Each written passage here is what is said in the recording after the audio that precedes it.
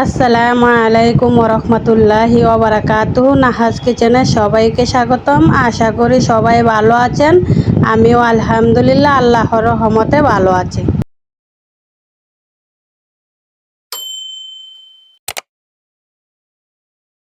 আজকে আমি পাকা আমের পায়েস রান্না করব, তাই চলে আসলাম আবারও আপনাদের মাঝে। কে পায়েস তো অনেকেই খেয়েছেন, কে কে পাকা আমের রসের পায়েস খেয়েছেন কমেন্ট করে জানাবেন। যারা পায়েস খেতে ভালোবাসেন তাদের জন্য বলছি, ঠান্ডা বৃষ্টির দিনে পায়েসটা খেলে খুবই ভালো হবে। এরকম পাকা আম দিয়ে পায়েস রান্না করে খেয়ে দেখবেন, খুবই ভালো লাগবে। প্রচণ্ড গরমের মধ্যে পায়েস খেলে কিন্তু অস্থিরতা লাগে, খুবই সমস্যা দেখা দেয়।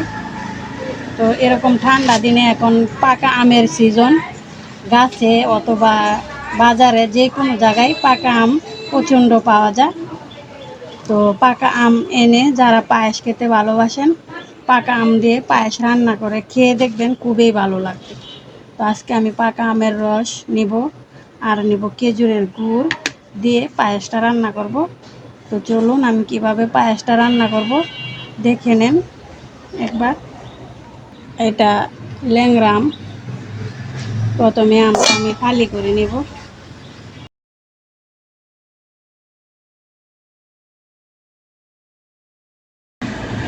আমি এই কড়াইয়ে পায়েসটা রান্না করব, তাই আমটা এদের মধ্যে চালনের সাহায্যে চেলে নিব।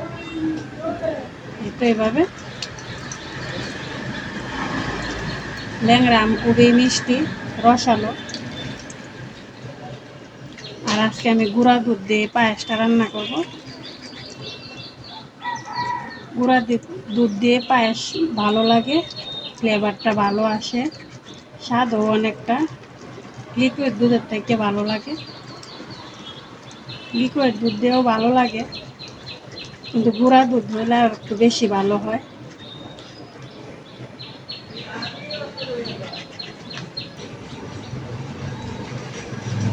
তো রসটা বের করে নিয়েছি, দেখুন আটি থেকে রস বের করে নিয়েছি।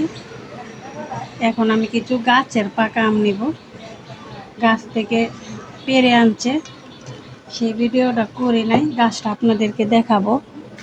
এই তো দেখুন গাছের পাকা আম।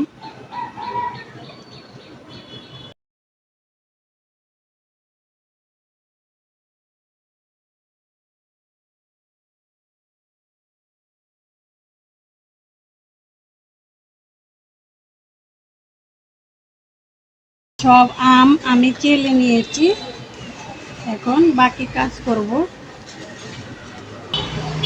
তো এই তো আমের রস আমি নিয়েছি, যেহেতু গাছের আম আছে, একটু না একটু হলেও টক আছে, দুধটা দিলে কেটে যাবে, তাই আগে আমি খেজুরের রস, খেজুরের গুড় আর আম জাল করে নেব। এই তো দেখুন খেজুরের গুড় দিয়ে দিয়েছি। পায়েসে তেমন লবণ দেওয়া লাগে না, তাও অল্প স্বাদ মতো একটু লবণ দিয়ে দিলাম। লবণটা দিলে মিষ্টিটা আর একটু ভালো হয়। এখন আমি চুলার কাছে চলে যাব আর চুলাতে বসিয়ে দিব। পায়েস রান্না করার জন্য কালো জিরা পোলাওয়ের চাউল নিয়েছি হাফ কাপ, আর সাগুদানা নিয়েছি 1/4 কাপ। এখন আমি আমের রসটা প্রথমে চুলায় বসিয়ে দিব। চলুন, এই তো দেখুন চুলার কাছে চলে আসলাম আর কড়াই বসিয়ে দিলাম আমের রস আর খেজুরের গুড়টা ভালো করে গলিয়ে নিব, তারপর দুধ দিব। চাল হাফ কাপ, সাগুদানা 1/4 কাপ একসাথে করে ভালো করে ধুয়ে পরিষ্কার করে নিয়ে আসবো আপনাদের মাঝে। এই তো দেখুন চাল আর সাগুদানা আমি 3বার ভালো করে কষলিয়ে ধুয়ে পরিষ্কার করে নিয়ে এসেছি। এখন এটা রেখে দেব আর দুধটা বানাবো। তো দুধ বানানোর জন্য একটা বাটি নিয়েছি আর বাটিতে দিয়ে দিব পানি। এই তো পানি নিয়ে নিলাম, এখন দিয়ে দিব গুঁড়া দুধ। এই তো দেখুন আমি হাফ কাপ গুঁড়া দুধ নিয়েছি, আর দুধটা পানিতে গুলে নিব। নর্মাল পানি, ফ্রেশ পানিটা যেটা আমরা সবসময় খাই সেই পানিটাই নিয়েছি, ভালো করে গুলে নিব। যে যতটুকু খাবেন লুট হিসাব করে বেশি প্রয়োজনে বেশি নেবেন। মিষ্টিটাও আমার পরিমাণ মতো দিয়েছি, আপনারা যে যতটুকু মিষ্টি খাবেন ততটুকুই দিবেন, কারণ পাকা আমের রসেও মিষ্টি আছে, সেই মাপ মতোই দিবেন।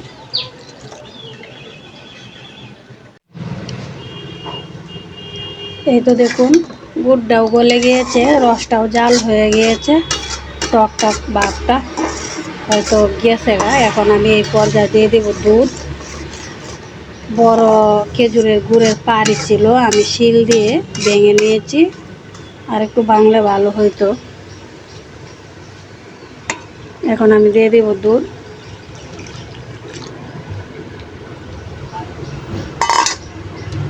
দুধটা দিয়ে আবারও নেড়ে ছেড়ে দিব।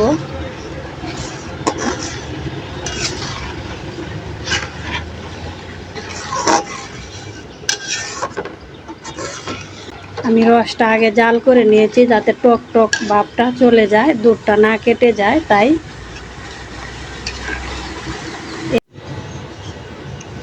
এই তো এখন দিয়ে দিব আগে থেকে ধুয়ে পরিষ্কার করা চাল আর সাবুদানা।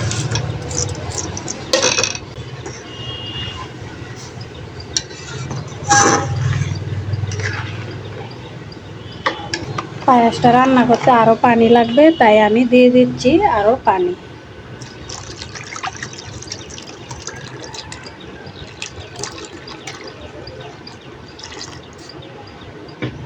পানিটা আপনাদের পরিমাণ মতো দিবেন, যে যতটুকু পায়েস রান্না করবেন। এই তো দিয়ে দিব চিড়ে রাখা 4 টুকরা তেজপাতা, একটা বড় তেজপাতা চিড়ে 4 টুকরা করে নিয়েছি। আর দিয়ে দিব 4টে এলাচ মুখ পাটিয়ে নিয়েছি, এলাচগুলা চই দেওয়ার হবে। কাঁচা 4 পিস লং দিয়ে আবারও একটু নেড়ে চেড়ে দিব।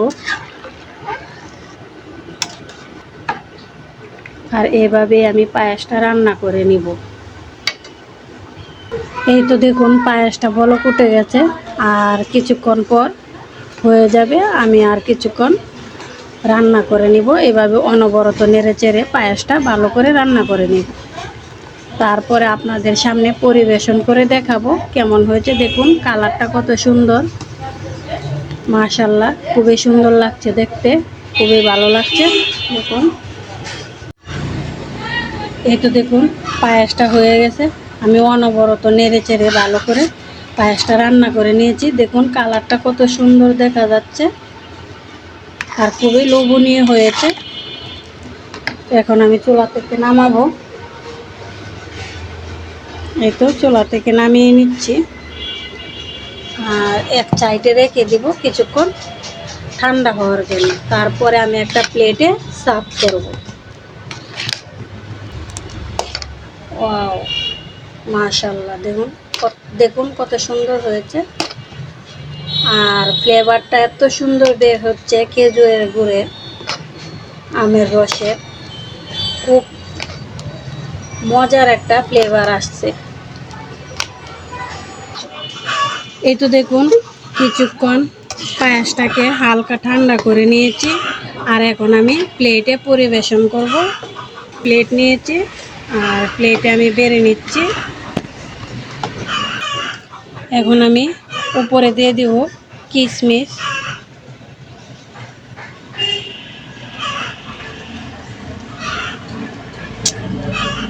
আর আমি পাকা আম দিয়ে ডেকোরেশন করব।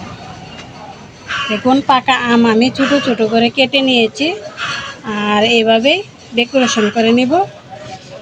দেখতে খুবই ভালো লাগে, খেতেও ভালো লাগে। দেখুন দেখতে কিন্তু লোভনীয় লাগছে, মুখরোচক। এইভাবে আপনারা খেজুরের গুড় দিয়ে পাকা আমের রসে একবার পায়েস রান্না করে খেয়ে দেখুন, খুবই ভালো লাগবে। আর ভালো লাগলে লাইক কমেন্ট শেয়ার করে। দেখুন কত সুন্দর লাগছে পায়েসটা, আর খুবই লোভনীয়। আমি এভাবে অনেকবার পায়েস রান্না করে অনেক আত্মীয় স্বজনদের খাওয়াইছি। সবাই বলছে আমের পায়েস খুবই সুস্বাদু মজা।